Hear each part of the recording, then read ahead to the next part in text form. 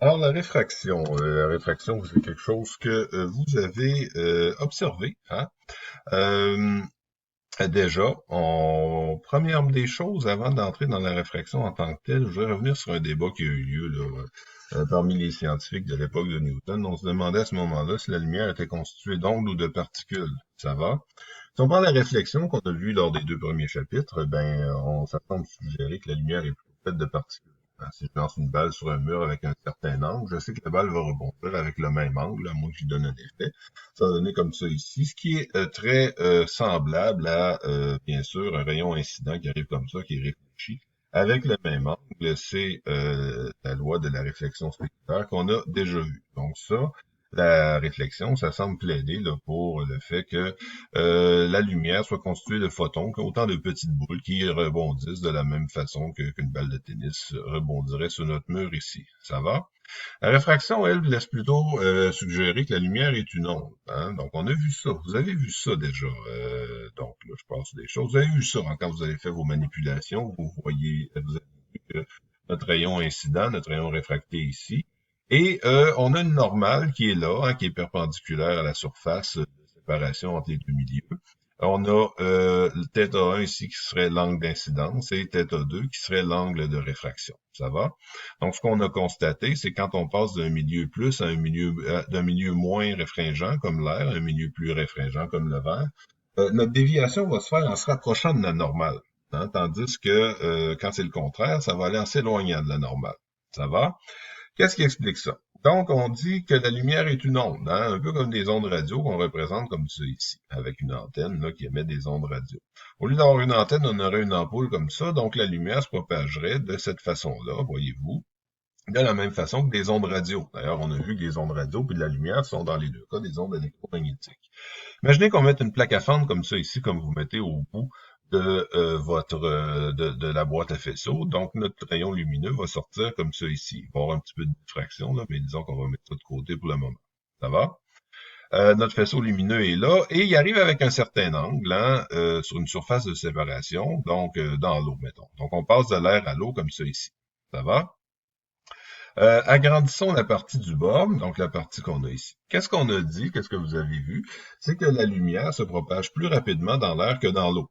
Ça va? La lumière se propage plus rapidement dans l'air que dans l'eau. Donc, qu'est-ce qui va arriver à notre front d'onde ici? Ben, on va avoir une partie du front d'onde qui va frapper l'eau ici. Donc, cette partie-là va ralentir.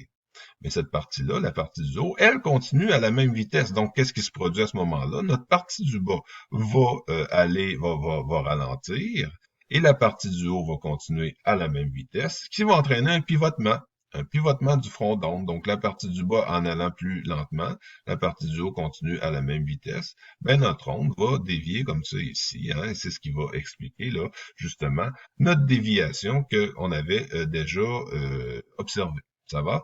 Plus la différence de la vitesse de propagation entre les deux milieux va être importante, ben plus le pivotement va être important également. Ça va?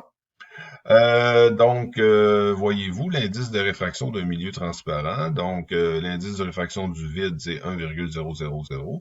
Ça se calcule, bien sûr, avec la vitesse de la lumière dans le vide divisé par la vitesse de la lumière dans le milieu en question. Ça va? Donc, l'air, c'est presque 1 également. On garde trois chiffres significatifs, donc on va dire 1,00 pour l'air.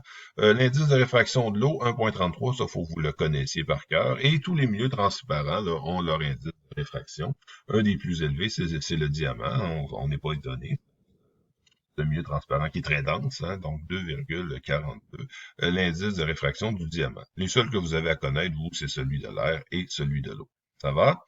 Donc, la lumière, une onde ou des particules, ben c'est ça. Sa réponse, c'est les deux, hein, parce que des fois, elle se comporte comme une onde, des fois, elle se comporte comme des particules, comme une particule. Et puis là, ben là, ça va nous renvoyer à des principes de physique quantique là, que vous allez voir peut-être au cégep ou plus loin. Mais pour la réfraction, ben, la lumière, on va dire qu'elle se comporte comme une onde. Donc, si on s'en vient voir cette petite animation ici, très intéressante, vous pourrez vous amuser avec cette petite animation-là. Donc, qu'est-ce qu'on constate, voyez-vous? C'est qu'on envoie un rayon lumineux, on passe ici, voyez-vous, de l'air à l'eau. Hein? Donc, vous pouvez, si vous allez sur le diaporama, là, jouer avec cette animation-là. Si on met ça en mode onde, ben, on voit un peu le phénomène. On voit le front d'onde ici qui ralentit d'un bord, ce qui entraîne son pivotement. Ça va? Donc, voilà. Ce qui est intéressant de voir aussi ici, c'est que, vous l'aviez observé d'ailleurs dans le laboratoire, c'est qu'il y a toujours une partie hein, du rayon qui va être réfléchie. Hein. Nous, on s'intéresse aux rayons qui passent d'un milieu à l'autre, mais il y a toujours une petite partie là, qui est réfléchie. Là. C'est pour ça qu'on va voir notre reflet là, dans un miroir, pas dans un miroir, mais dans des vitrines, ça va.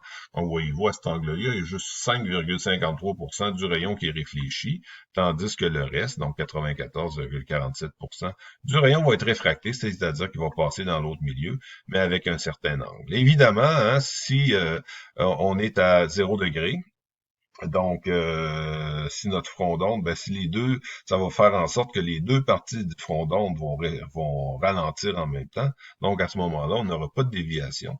Donc, toutes les fois là qu'on a un rayon qui est superposé à notre normal comme ça ici, hein, ben, on n'a pas de déviation à ce moment-là. Ça va? Donc voilà. Ensuite de ça, ben vous avez peut-être pu faire l'expérience ou pas, là, ça dépend qui d'entre vous avait fait l'expérience, qui nous permettait de dire, donc, ben, ça dévie, mais comment qu'on mesure cette déviation? Ben, c'est avec la loi de Snell-Descartes qu'on a ici. Donc, N1, le premier milieu, hein, qui peut être l'air, sin θ 1, l'angle d'incidence, est égal à N2, deuxième milieu, sin θ 2, qui est l'angle de réfraction. Ça va. Donc, c'est avec cette formule-là relativement simple là, qu'on peut faire les calculs pour savoir exactement la valeur des angles.